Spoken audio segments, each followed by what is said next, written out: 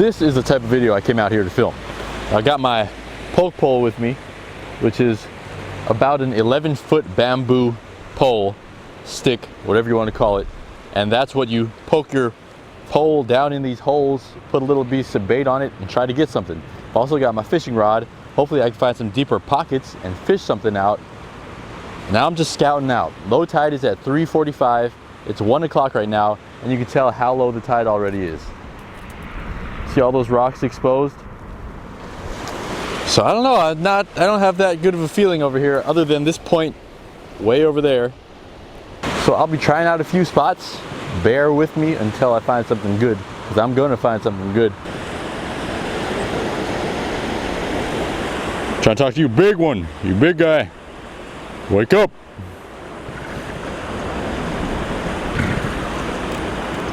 Yeah, talking to you.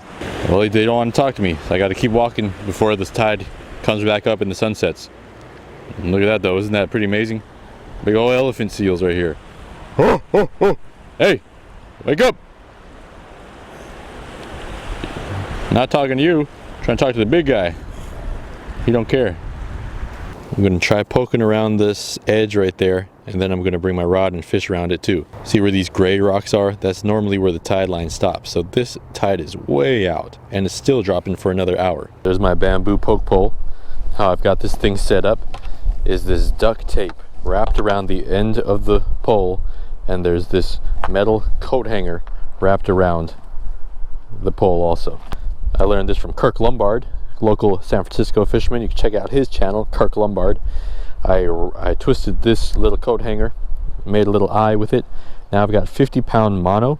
I'm going to tie a size 2/0 bait holder hook right on the end with a short leader. Now this right there, that's about as long as I want my leader to be. Really short, just about 2 inches maximum. That's because you get a little bit more control of the replacement of the hook. You can put it right into a small little crack, and if you're going for monkey face prickleback eels, then that's a good place to get them, and then you know exactly where you're at too. So there's a big old rock right out there. That's where I'm headed right now. And when you're out walking on these rocks, you got to remember that these rocks are covered with water 99% of the year. So almost everything has some type of algae growing on it, even if it doesn't look like it. So it's always good to keep one hand free, just in case you slip and fall and you can grab onto something.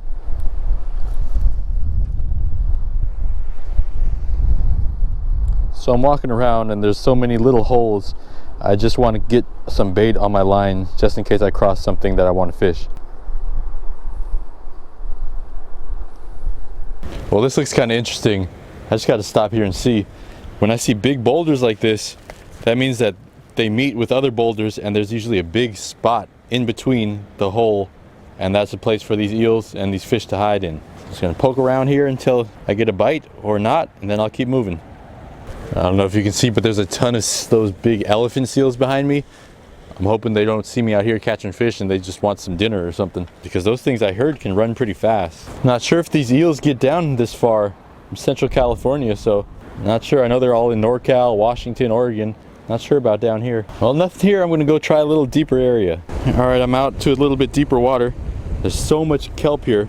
You can see all this kelp right here. I'm going to try to throw my swim bait in there. It's got a 1.5 ounce weight, so I'm going to kind of punch it through there. Look at all these limpets too. These are quality limpets. These are huge. These are like baby little abalone, and they're everywhere. They're big. These are great bait for cabezon if you ever find these.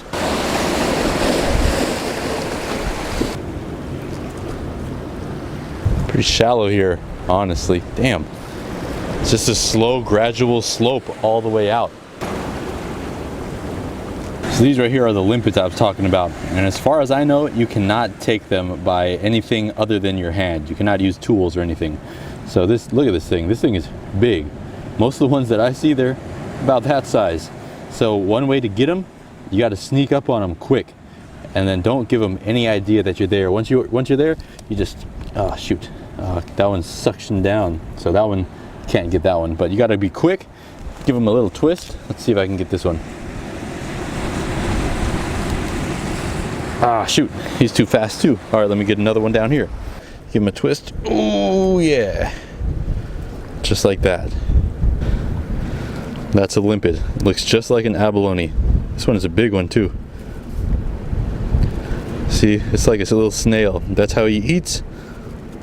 Moving around. See, once you put something on it, he'll try to grab onto it. That's all edible. You can eat it raw too. But I don't want to keep him. I'm looking for fish, so I'm just going to put him on there, let him suction back down.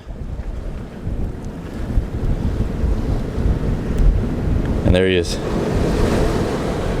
Alright, let's see if I can get super lucky with a little rockfish.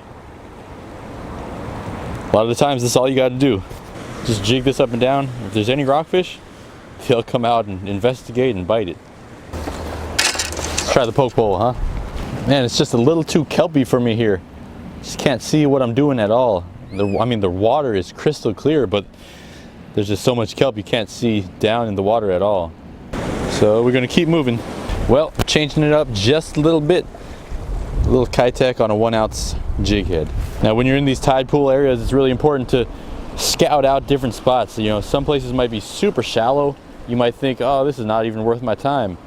And then you might just walk over 15, 20 feet and it'll be deep as heck. So it's just worth it. Just scout out around. You might find a little honey hole. All right, another spot. Let's give this a shot.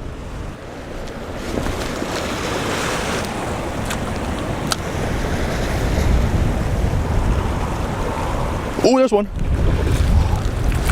Hell yeah, man. That's what I'm talking about, right down there. Didn't even cast it at all, hard at all. That was fast as heck. That's what I'm talking about. That's what there's gonna be a lot of out here. These are these grass rockfish. Look at that thing, baby. Guess who's having a fish fry tonight? That's what I'm talking about. You gotta keep searching around. I thought it was kind of hopeless over there, so I made my way over here. Boom, baby. That's a nice fish. I'm gonna keep him in this little tide pool, keep him alive, see if I can fish out anything else. First cast, 2 seconds, 3 seconds. Right there on the lip too. Right there on the lip. That's a nice looking fish. Hell yeah. This is kind of how I started fishing too. One way I started using swim baits. Shallow, low tide, pockets like this. Really good way to get your confidence up. Now when you're swimming this thing around, you want to make it look as natural as possible, in my opinion. So you gotta, you know, slow rises, slow drops. Just make sure that tail is flapping around. Man, wind's really starting to pick up. And I don't see too many places to fish around here, honestly. So, dang. I'm gonna go out to that rock and then I might have to call it quits really fast. The only bad thing about these low tides is like, they either start really early or they end really late. So you don't have too much time. You don't have too much sunlight to fish them. Just swims himself right into that little crack. You can't even see him now, barely.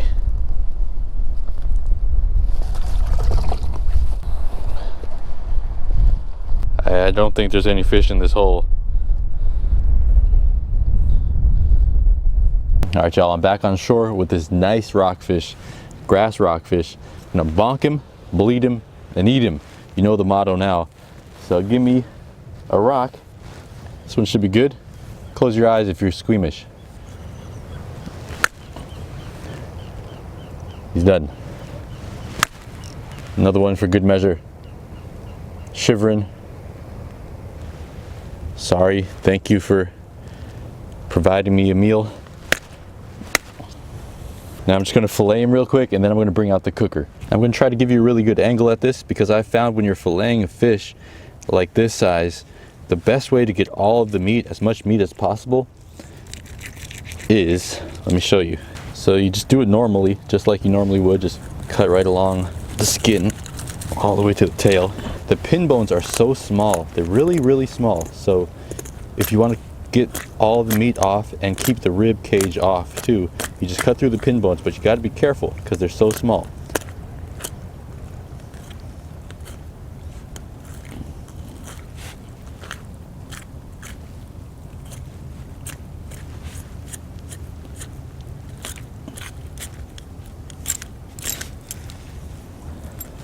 Look at that. You don't need a sharp knife. This is just a dull old pocket knife. And you get this. All right, there we go. 2 nice pieces of meat. Gonna wash those off, rinse those off, And then I'm gonna bring my wok over here. So I'm doing a little fish fry today. I'm gonna put first a little bit of Old Bay over there. I'll pour that on over. But what I forgot is my bowl, but I do have a little Ziploc bag, so I'm gonna crack these eggs. All right, 1 egg. And of course, cleaning up everything after I'm done. And then some. 2 eggs right there. Mix them up nicely. Gonna put some of these in here, get a little bit of a soak going on. Take them right back out, put them right back on the board. Put it on thick, put it on heavy. All right, those are ready to drop into the fryer. The fryer, you ask? What do I have for a fryer? Well, got a wok. My wok. And what am I gonna use for a flame source? This is really interesting. I think you're gonna like this. This is really cool. No fuel, no propane, no gas, just wood. So I don't really remember what brand this is. All I know is I got it from Amazon and it was cheap. But check this thing out in action. This thing is gonna be really cool. So it's got like 2 different parts. This is like funnels the heat, so it makes it extra hot. Put your wood on the bottom, then you can load it up. And if you wanted to use like alcohol as a fuel source, you can just put alcohol in here, put it on top, and that will be your fuel source. So before coming out here, I gathered up some firewood. That's what I'm going to use. This thing is really cool because it funnels the air through the bottom, and this thing has like 2 chambers on it, so it funnels the fuel into the sides. It's kind of hard to explain, but it's a really cool design. Look at that. Okay, now we're going to just feed it every once in a while. And I've got a bunch of avocado oil right here. So I'm going to pour this in the wok, let it heat up. You got to be careful. If you're using oil out here like this, you have to be extra careful. You don't want to be dropping oil out here in the wild like that. That would not be cool at all. Better yet, don't even do this. Don't do that. Don't do this. This is a bad idea. Well, we're pretty much prepped, ready to go. Oil's heating up fast. Look at that flame. Beautiful. Very stable fire. We're good to go. Now let's just clean up a little bit while we wait. It's not going to take long for that oil to heat. So the important thing with this kind of stove is it's important to have these small, thick sticks ready to go. Because if you're cooking something, especially frying something, and you need to add more fire, you need to take this off. Then you can drop something in. But other than that, I really, really like it. All right, I wasn't sure I would be able to do this, but it looks like the flame and oil is finally hot enough to drop in the fish. So here goes nothing. I'm gonna use myself as a little windscreen because this wind is just blowing all the heat away. Here, that's better. Now it's bubbling a little bit better.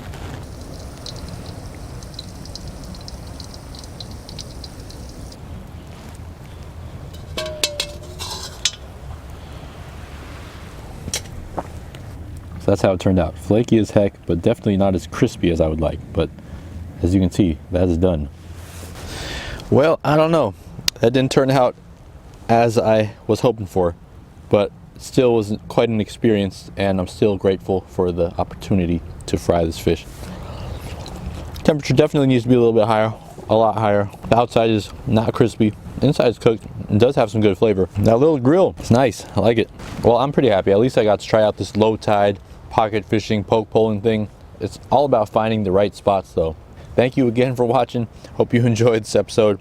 I'm gonna fine tune this little frying thing. I don't think frying outside in the cold wind is good. It's a good idea.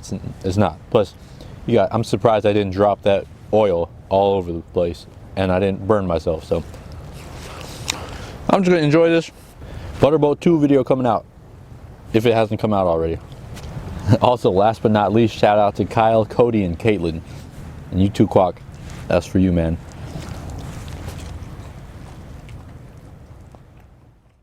And behind the scenes, I actually bought some of these French fries. I was going to cook them, but I didn't think the flame was going to get hot enough. I threw one in there earlier and it tasted all right, actually. So I'm going to try to heat this thing up again. I got all night. I might as well. I'm going to try to cook some fries. Just chill out here for a couple more hours.